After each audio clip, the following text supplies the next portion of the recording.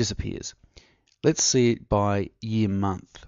Okay, now the reason we did that is because if we drag this here, you'll see that Excel aggregates it and everything is sorted correctly. Now, once again, 1901, that's not very useful, and neither is blank.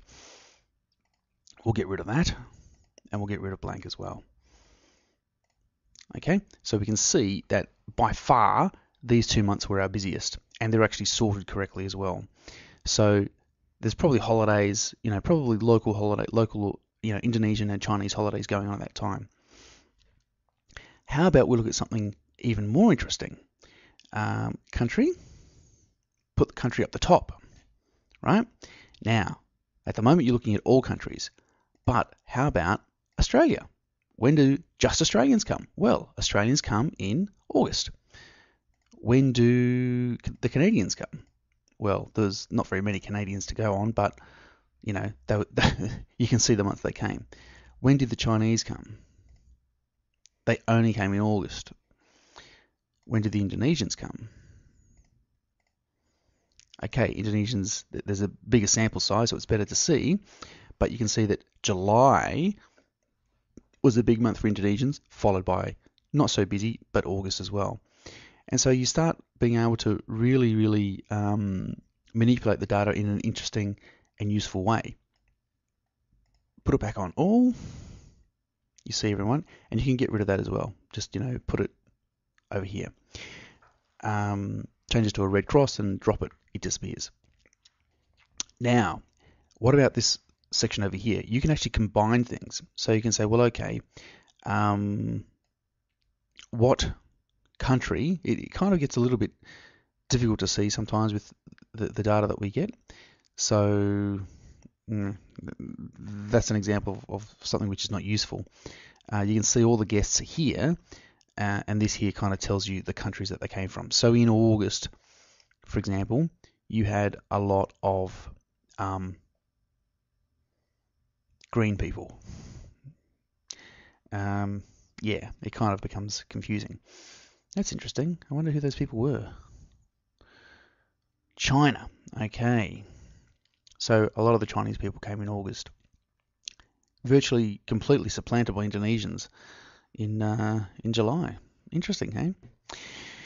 So, yeah, this is really useful stuff. Oh, the other thing you want to do is show your pie chart. So just put a total, everything separated by country. Might be more interesting if we put country down the bottom. That's a bit clearer. Change the type of chart into a pie chart. Just all done. And then he's done. And then from here, obviously, you can, put chart options and stuff. So chart options, you'd want to put your legend on. You'd want to put your data labels, value, label in percent, although it gets a bit messy. You can remove the ones that aren't that interesting. There are actually advanced features where on the pivot table, sorry, I skipped around there. This is your raw data. Okay, now, and this is the chart that we've been playing with. Behind this is actually what's called a pivot table. This is the pivot table here. So as we change the chart, say we move, I don't know, year month. Let's put that up the top. Yeah, so we put it by June, say. Okay, June. You can see a different date. So these are all the guests that came in June. Yeah.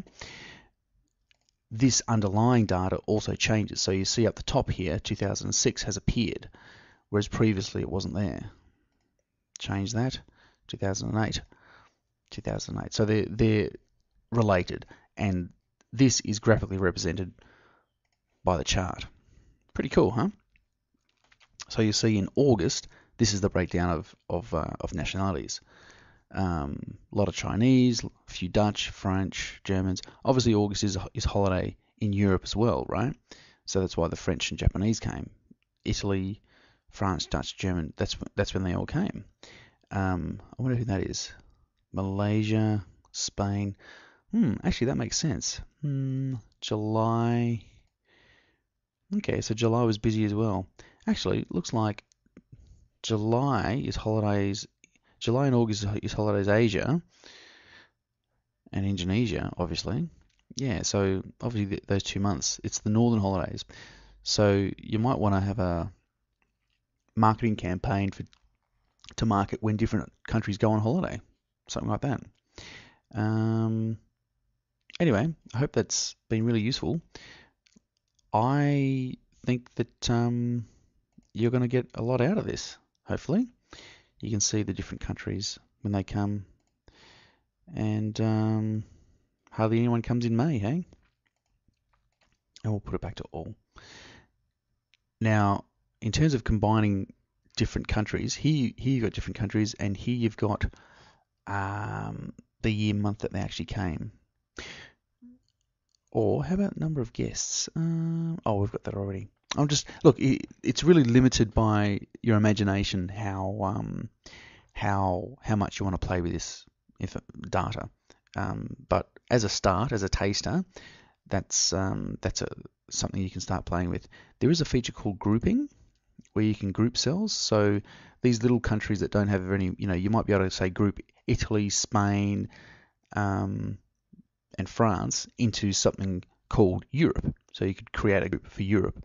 So then you could have a separate group on here instead of having, France, Italy, Spain, as little individual countries themselves. You can actually just group them up into another one called Europe. That's a grouping feature which I haven't played with that much, but it's pretty easy to do. Okay, well, I hope that's a really good introduction for you, and we'll see you soon, hey? Ciao.